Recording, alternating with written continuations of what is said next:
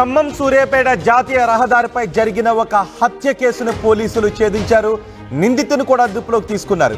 నిందితుణ్ణి తీసుకుని వెళ్ళి ఎక్కడైతే ఒక వ్యక్తిని చంపేసి పాతి పెట్టాడో అక్కడికి తీసుకువెళ్లి తవ్వి చూసేసరికి అక్కడ రమేష్ మృతదేహం కనిపించింది. ఈ ఘటన ఖమ్మం జిల్లాలో చోటు చేసుకుంది. ఖమ్మం జిల్లాలో హైదరాబాద్ వ్యాపారి బొల్ల రమేష్ ని దారుణంగా చంపేశాడు ఖాద్రి.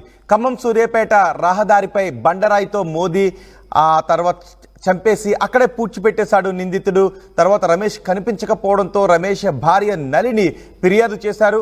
రమేష్ భార్య నళిని చేసిన ఫిర్యాదుతో దర్యాప్తు చేపట్టిన పోలీసులు ఈ నెల 19వ తారీఖున కాచిగూడలో కిడ్నాప్ చేశాడు ఖాద్రిని పోలీసులు అదుపులోకి తీసుకుని విచారిస్తే అసలు విషయాన్ని చెప్పాడు.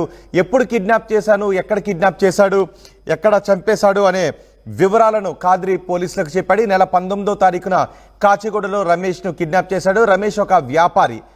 ఫోన్ కాల్ డేటా ఆధారంగా ఖాద్రి ఎక్కడున్నాడో గుర్తించి ఖాద్రిని పట్టుకున్నారు పోలీసులు. రమేష్ను హత్య చేసినట్టుగా అంగీకరించాడు. నిందితుడు చెప్పిన వివరాల ఆధారంగా మృతదేహం దగ్గరికి వెళ్ళి మృతదేహాన్ని ఎక్కడైతే కప్పెట్టాడో అక్కడికి వెళ్ళి వెలికి తీశారు. ఆ కుటుంబ సభ్యులు కూడా అక్కడికి చేరుకున్నారు. కుటుంబ సభ్యులు కన్నీరు మున్నీరు అవుతున్నారు. తమ భర్త కనిపించకుండా పోయాడు, ఎవరైనా కిడ్నాప్ చేశారో అని అనుకున్నారు. కానీ ఇలా చంపబడ్డాడు అని వాళ్ళు ఊహించలేదు. దీంతో తమ భర్తను అక్కడ చంపి పాతి పెట్టారు అని తెలిసిన తరువాత వాళ్ళ కన్నీరు మున్నీరుగా వినిపిస్తున్నారు. ఒకసారి చూడండి, జాతీయ రహదారి నుంచి కిందకి పంట పొలాల్లోకి అక్కడ పాతి పెట్టేశాడు ఖాద్రి.